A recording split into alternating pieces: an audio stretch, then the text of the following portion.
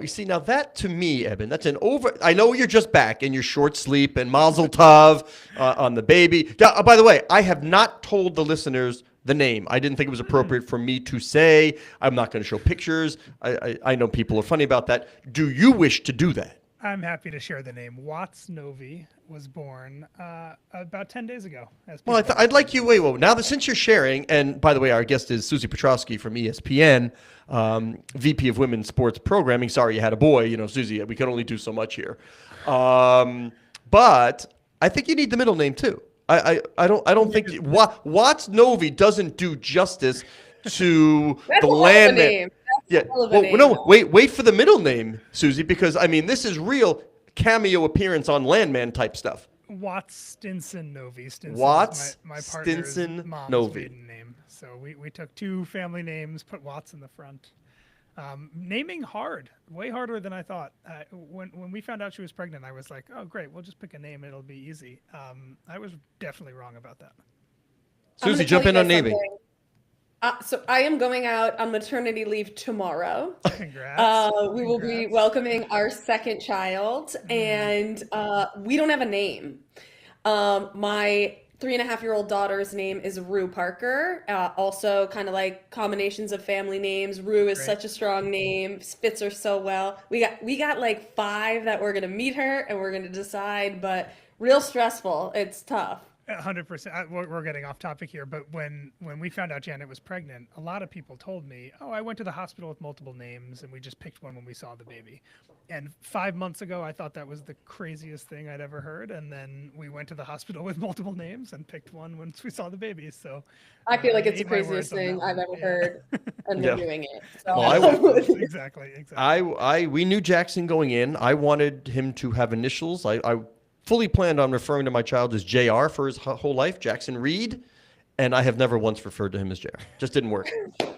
So, anyway, Best laid plans. Susie, big Giants fan. Speaking of best laid plans, the best laid plans were for the Chiefs to play a close game and figure it out at the end. And my lord, what a butt kicking!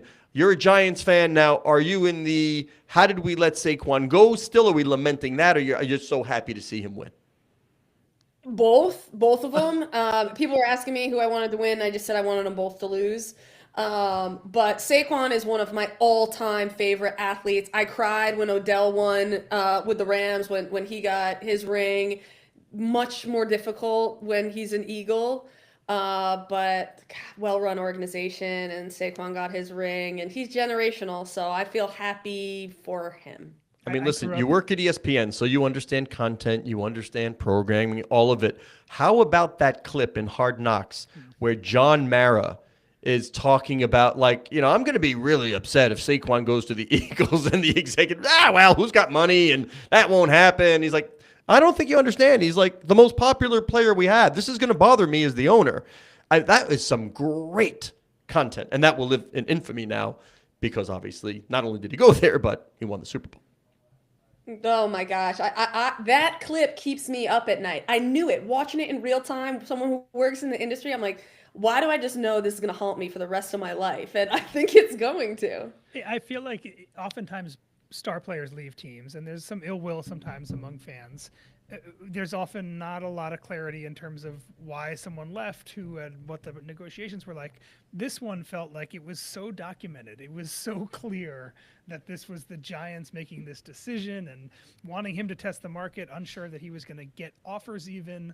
I feel like it's rare for a star player to leave and then there to be this many receipts about the phone calls and the front Gross office meetings. miscalculation on that Exactly, one. exactly. And I think that's why I grew up in New Jersey. I know a lot of Giants fans. Almost all of them love Saquon.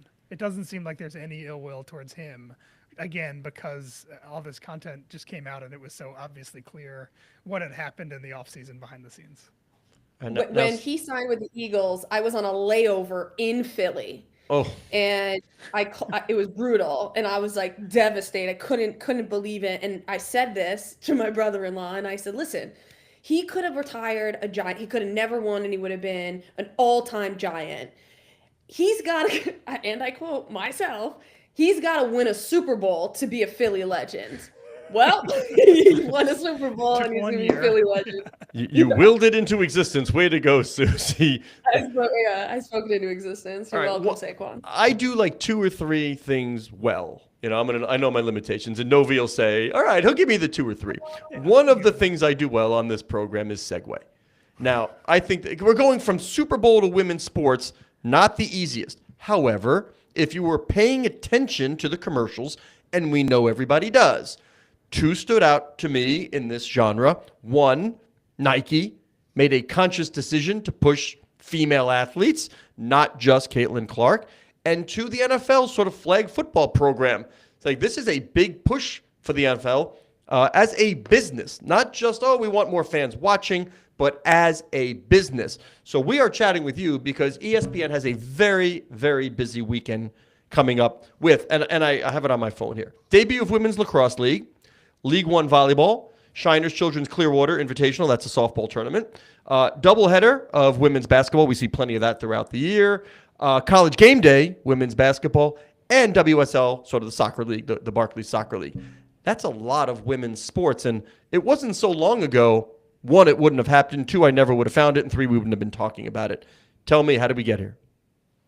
Well, I'll start first with what you highlighted. I think the female athlete in women's sports was kind of at the center of the Super Bowl. And if you think about, there's nothing bigger than the Super Bowl culturally, certainly for our country, whether you are an avid sports fan or a casual, it's kind of one of those can't miss events. We always talk about the culture of sport, how we're kind of building the entire ecosystem.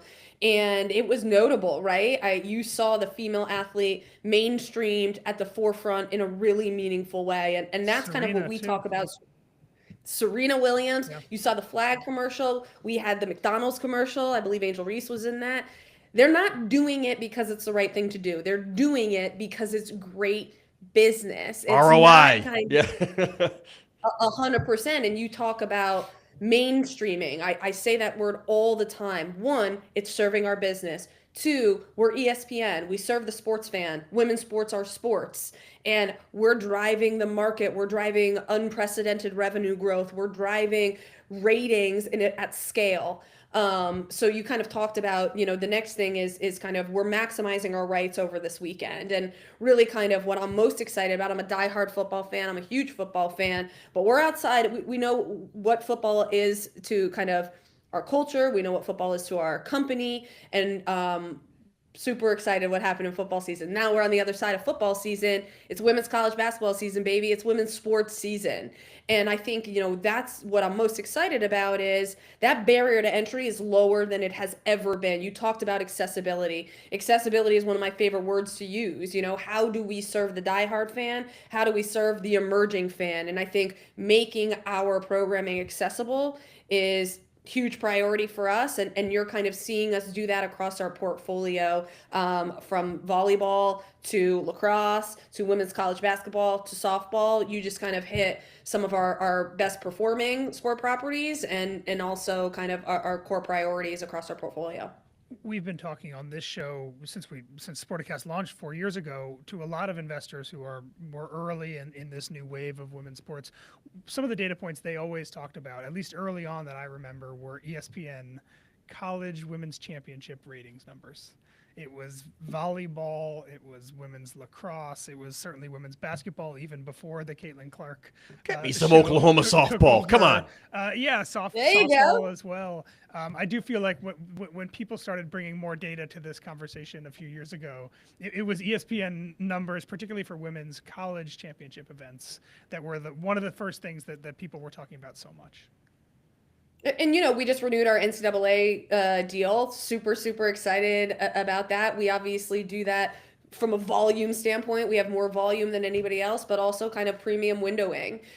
We had the Women's College World Series average 2 million viewers last year. We had unprecedented ratings for volleyball, obviously, women's college basketball, and what I kind of like to say in these spaces is growth is good, scale is better. And we are seeing scale across our women's sports portfolio, and that's driving our business. This is a business podcast. We're talking about the business of women's sport. That's what I'm most focused on.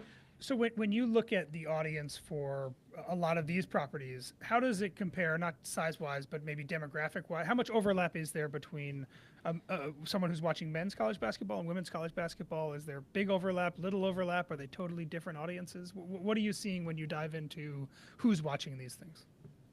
That's a great question. I think one of the kind of misconceptions is that like there are women's sports fans.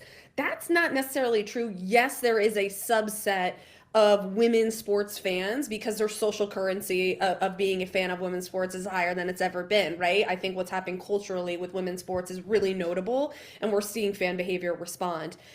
We do see that basketball fans are basketball fans. I think there's a real opportunity, and I want to say, I don't want to butcher the statistic, but we know that women's college basketball fans are also men's college basketball fans. We know that LPGA fans are also PGA fans. We know that there is sport fandom and there's a tremendous amount of overlap with those audiences. So you're definitely kind of going to see us from a programming standpoint maximize that even more intentionally, but there's a lot of overlap. There's a lot to learn from the shared audiences.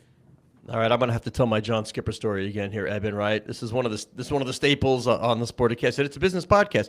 John told me years ago that the mandate is get me eyeballs. Figure out how to get me eyeballs. Then it's his job to monetize those eyeballs. That's what we're talking about here. You said the key word is scale. Get me scale. I'll figure out how to monetize it. And by the way, in a tech-driven age where each eyeball is becoming more valuable. So I'm wondering, what do you hear from leadership from Jimmy Pitaro when he talks about get me audience and then I'll figure it out? I think I was asked recently, like, what do we look at beyond ratings? And we look at the full mosaic. And that's in part because we're the Walt Disney Company. Look at us cross-platform. I pulled a number before I got on here. We obviously had a record-setting women's college volleyball season. And I looked across our impressions for regular season women's college volleyball into the postseason, and we had over 182 million impressions for women's college volleyball. That's eyeballs, right? That's what we're talking about. So we're meeting the fan wherever they are. That's by way of social. That's by way of the whole Walt Disney Company. We launched our Disney Plus tile. We have our linear networks. Obviously, there's a lot of conversation around flagship. It's meeting that consumer where they exist and making women's sports more accessible because we know that audience exists. And not even on our network. Let's look at Unrivaled as an example. They are a brand new league with an entirely new concept. The talent is there, the product is there, and the consumer is finding them. We know these audiences exist. Big advantage, star-driven. I mean, in all sports, like the NBA, WNBA, more to your point, it doesn't matter. Everybody seems to understand. People tune in. It is a star-driven league. There's a reason why when it's promoted, it's Giannis Antetokounmpo and the Bucks. It's Wemby and the Spurs. It's Caitlin Clark and the Fever. They have an advantage here where I've got big names, top players from these teams. It's not full rosters. I think that thing's going to work. I'm a big fan. I'm a buy on that. And there's a lot of people who saw that Nike commercial and they know the names of every woman in that commercial. Yep. And if they don't, I want to pull the Google searches. How many people became fans of Sabrina Ionescu and Asia, and now Asia, they can go buy her shoe. And Sha'Carri Richardson, those are household names. And historically, we've had, peaks and valleys in kind of our sustainability across our women's sports portfolio. And 57%, nearly 60% of women's sports consumption comes by way of ESPN networks. We're really aware of that. So how do we continue to mainstream women's sports 365 days a year? So these names, there's more and more and more household names. It feels like in most women's sports here in the U.S. at least, the brand of these stars, in a lot of ways, is more powerful than the brand of the team or the league. The one I always point to is U.S. soccer. I think most Americans, if you ask them to name men or women's U.S. national team players, would rattle off a lot more names of females than they would of males. So yeah, I think that to me it's something that, and it's probably reflective of the way that fandom has grown in women's sports. But yeah, I think the more so than in men's leagues I see, and I think this is I'm curious, but I think this is an advantage for broadcasters as well, that the power of the individual seems to be larger in a lot of women's sports than it is in comparable men's sports. Absolutely. And I think we certainly see that in the age of NIL, how notably women's college basketball players have really kind of maximized their earning potential, but they've also maximized their visibility from Paige to AZ to Juju. These athletes, like, they're not going anywhere, right? Of course, we saw, you know, incredible cultural shift around Caitlin Clark. And that's phenomenal. And what I refer to Caitlin as is, I'm not sure if this is the most appropriate analogy to use, but she's kind of like a gateway drug to women's sport, WNBA, women's college basketball. I use this as an example. You know, people are discovering their fandom of the WNBA or the Indiana Fever. They might have not have known who Kelsey Mitchell was before they started watching for Caitlin, but Kelsey's a dog, and now they know Kelsey Mitchell, and now we have them within our ecosystem, and that's how we're sustaining this fandom. So you mentioned all of the various Disney ESPN platforms, right? There's the cable networks, there's ESPN Plus, there's Disney Plus, there's ABC, flagship coming. How do you decide what goes where? What's the calculus? What's the thought process of, you know what, let's put this one on Disney Plus as well. Let's not do that. Or this is a good candidate for ABC. Like, how do you decide when you have something, where it goes and how broad or how tight the distribution is? I get to surround myself with really, really smart people who have been programming for a really, really long time. So I certainly lean on them. But in addition to that, I think we're talking about audience in those instances. So let's look at Disney Plus Tile as an example.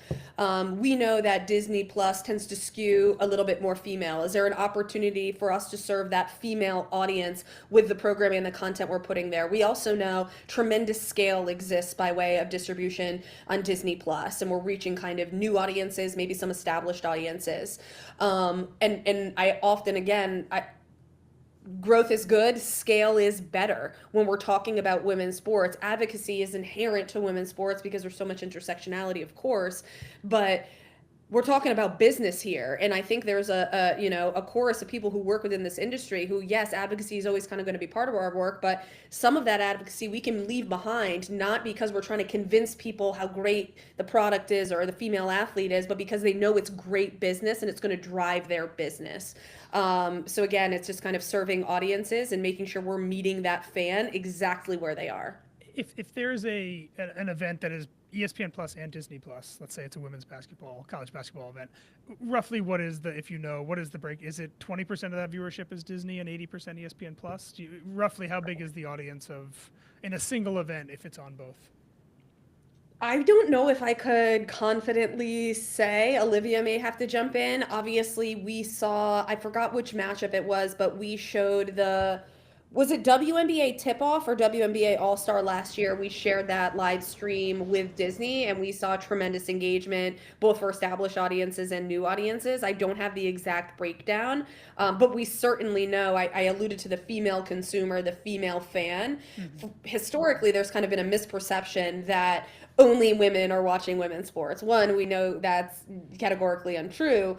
But beyond that, for the very first time, we're seeing female audiences grow adjacent to women's sports. We're also seeing female audiences grow adjacent to some of our top performing men's sports. Super Bowl as an example, CFP, Major League Baseball. We're talking about two different things here, but it's important from an audience growth standpoint. There's been plenty of data throughout the years as to sort of who controls the purse strings, who does the buying in the household, who makes decisions. It really baffles me that it has taken this long for, sponsors and fans they have better allegiance to the teams they follow.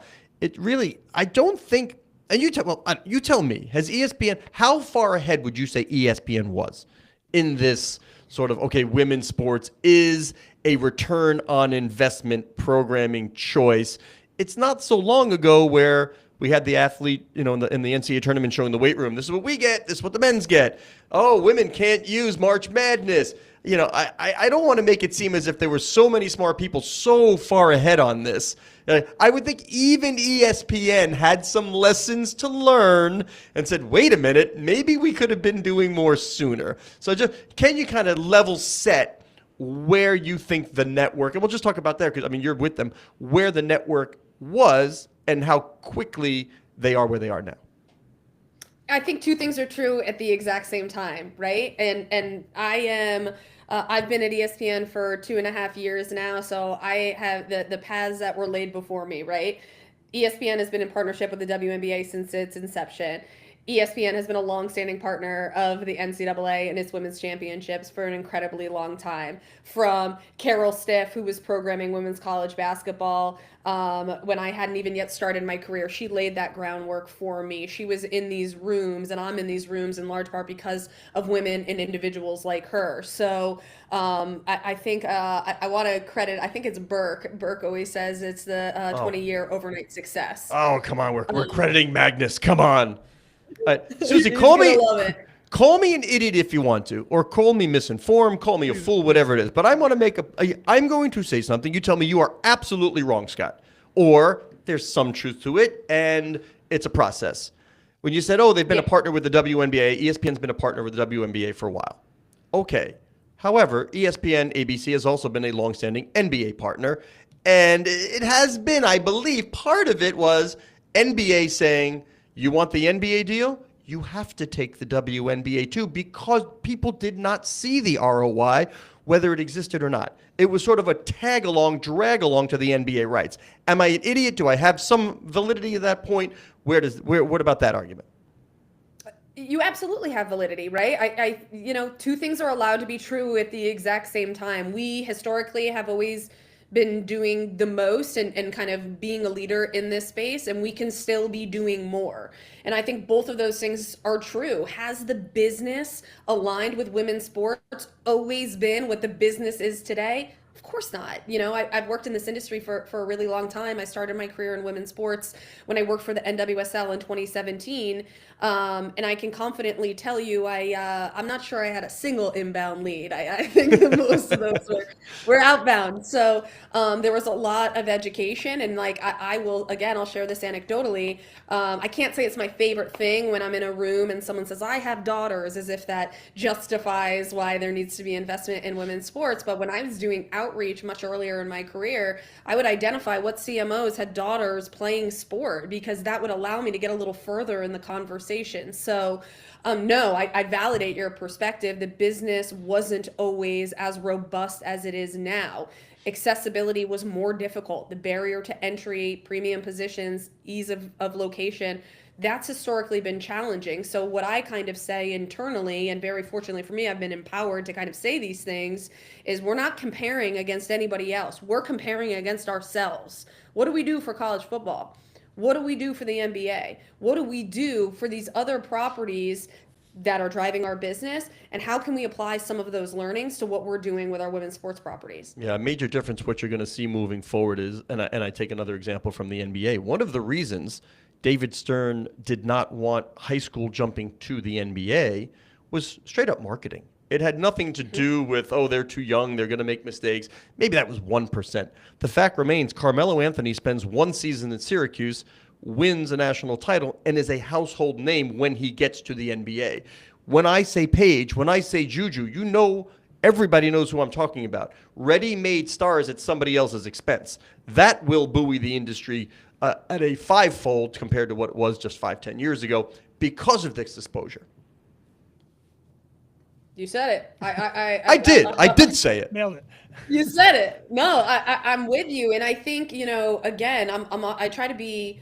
I'm an optimist for sure, but I think it's important for me to be a realist and be honest about where we've been, be honest about where we are today, be honest about where we're going. And I sit in an incredibly privileged position. I am at ESPN. We have a tremendous amount of rights. What I kind of refer to us as is we're the primary rights holder and the most trusted voice in sport. We get to kind of define fandom to a certain extent. So how are we serving those fans, again, be it the diehard or the established? And that's certainly what we're really excited about, given all the talent we have still in women's college basketball, the talent we have in the NWSL. I could go on and on. I'd love to shift the conversation a bit away from kind of women's sports versus men's sports and talk about sports programming more broadly moving forward. we are entering, it feels like, kind of a new era of the way a lot of sports, particularly startup sports leagues, are broadcasting, thinking about the broadcasts. TGL, for example, PLL, men's and women's, I think, also with microphones on players and all that. I'm curious what you think of as the quote unquote broadcast of the future. Is it more access to players during games? Is it more camera angles? Is it more alt casts? Just what you think of as the things you're seeing some leagues do that you think is going to be way more popular and way more common moving forward.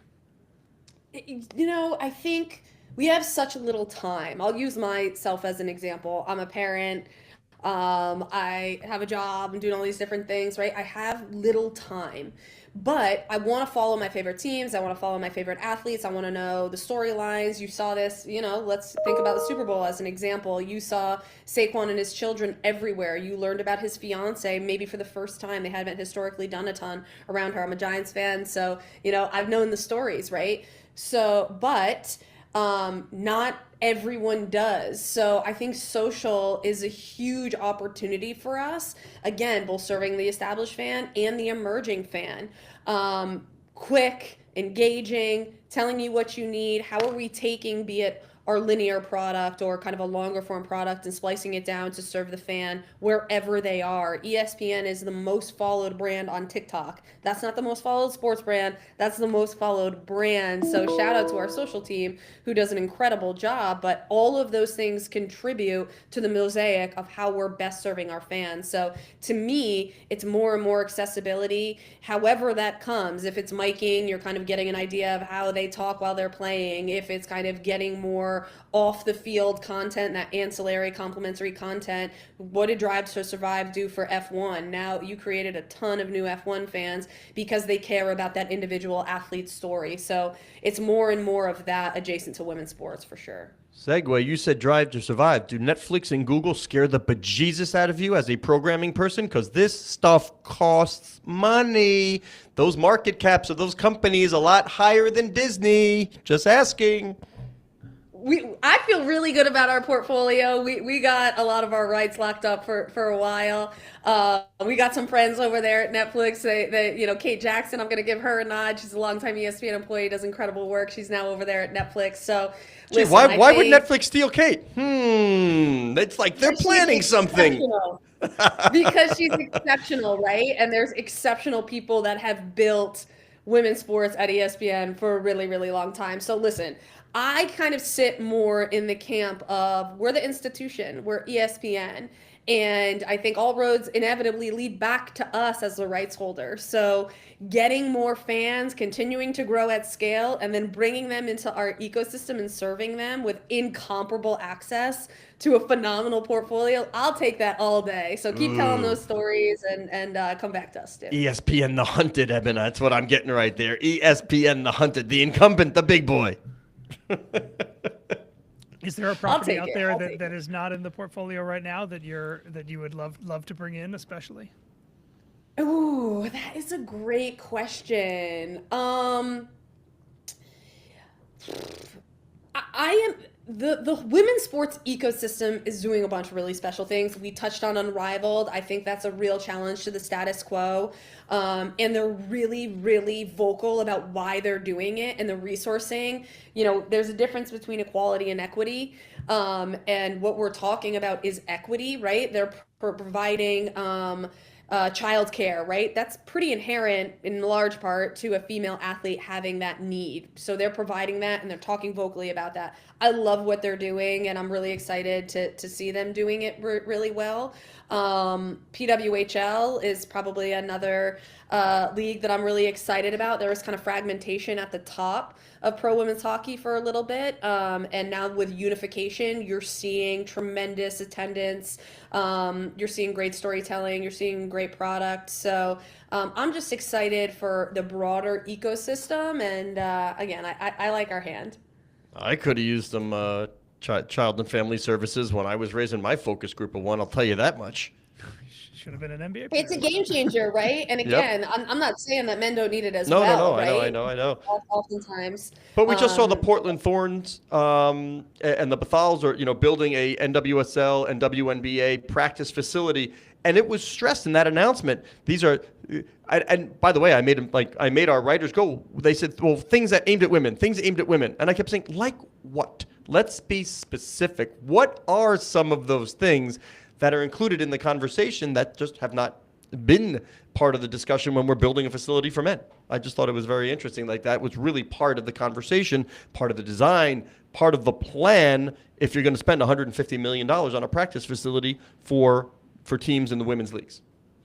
And it's unbelievable, right? You're seeing the announcement of new facilities on a weekly basis, from the Valkyries to the Fever to the Thorns and the upcoming WNBA team. And what that is showing is billionaires are getting involved. Real money is serving these athletes and affording these athletes what they have always deserved. And it's driving business. It's a great investment. They're not doing it because they've had their arm twisted. They're doing it because it's going to be a draw for free agents. And when you have great talent and you have household names, you're going to drive ticket prices. You're going to get more sponsors. We are growing real businesses here. And these are the things that haven't historically, one, been prevalent and adjacent to women's sports, but also kind of been talked about in the broader kind of ecosystem because it hasn't historically existed for these women. Yeah, we'll get you ahead here on this. One of the favorite anecdotes that Eben and I got from our old podcast, which was pretty much this, just at our previous employer. Do you remember, Eben, which it was a member of the women's national team, the soccer team? Lilly. It was Christine Lilly? Yeah. She said you could always tell where our players were when they boarded the flight. One, it was not a private flight. It was a commercial flight. And then if you walked on and turned to the right, never turn to the left, those are the expensive seats, right? But if you turned to the right, all you had was, because everybody was dressed in the team sweatsuit, the red, white, and blue, all you saw was red, white, and blue in the middle seats, all the way back. The cheapest seats available on the plane for the women's team. And like that just would not fly now. And by the way, a leader position, as Eben said, these are the players everybody knows. Winning matters. They get it. So I just think it's a great anecdote from not that long ago to now. The discussion's totally different about how the female athletes will be treated. Exactly right. Again, I've kind of, this product has always existed, and that's in large part why I got into women's sports. I couldn't wrap my head around this product existing and it not being monetized appropriately, promoted appropriately, kind of elevated in a way that served the fan. They bet the house on it. Yeah, remember the knee-jerk reaction? Remember the knee-jerk reaction when people wow, nobody watches. It was a very simple knee-jerk, and whether you want to say it was sort of, caveman mentality, nobody watches. Okay, but we're comparing, and I'm just going to use your network or your company as an example, not saying this is it. But there is a difference between being on at 2 p.m. on a Saturday on ESPN2 and being on ABC in primetime. I'm not breaking new ground with that. Put the women's sports on an equal footing with the men, and all of a sudden you saw, my God, the audience is there. But equal footing was the key. You have to make it apples to apples, not apples to watermelons, and we've seen what the ROI could be. It's where those start lines are, right? And even if you look at us now, I say like the broader women's sports industry is pretty early in our life cycle. We are finding tremendous success with a not entirely established infrastructure. So that kind of speaks to some of the work we're doing, internally here at ESPN. How do we make sure that we're continuing to grow and evolve the infrastructure that supports the breadth of our women's sports portfolio? So we sustain this fandom. It's not flash in the pan. It's not one season. It's not one player. This is about creating a long-term strategy, long-term infrastructure that continues to allow women's sports be something that drives our business at ESPN, just like other sports drive our business. Eben, we've gone way longer than we usually do. It's good conversation. Yeah, that's what I'm saying. We're rolling here. We're rolling. Thank Maybe you we very don't want much. you to start your leave. That's all. Just keep it here. We're I'm delaying. running. I'm sprinting through the finish line with you guys. What else would I be doing? Yep. There you go. Special thanks to Susie Petrowski. She is the VP of Women's Sports Programming over at Susie, this is where we ESPN. talk over Eben because I like My to see if he co-host can is Scott close the Soshnick. show You while can he's find him on distracted. Twitter at He's been off Soshnick for a week, and so Eben Novi normally Williams. he's You pretty can find good. me on Twitter. Daddy-o! _Williams. The show is He's produced. Mazel by Aaron sleep tov. Greenwald. deprived. He's Thank still you very killing much it. He's to doing Aaron great. And Matt Palacio. Yeah, he got the names runs right. Yeah, Politico's he's social yeah. and digital media. I didn't You think he know would that do you this can well follow after a the week show off. at And Sportcast, tired, which is the hub of distracted. the Sport Very well done. Media Network. There you go. Nailed it. Susie, thanks so much. We appreciate That was it. very fun. Thank you very much, Susie.